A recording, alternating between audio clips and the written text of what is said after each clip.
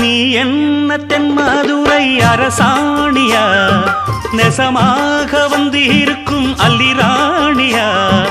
நான் என்ற எண்ணம் கொண்டு நடக்காதம்மா நடந்தா தங்கையா கிட்ட நடக்காதம்மா இல்லாதத பொல்லாதது எல்லாருக்கும் சொல்லாது எம்மா எம்மா சும்மா சும்மா அங்கே இங்கே துள்ளாது பெண்ணாக வந்தாலே பெரும்பாகியம் முன்னோர்கள் சொன்னாரடி ஒரு வாக்கியம்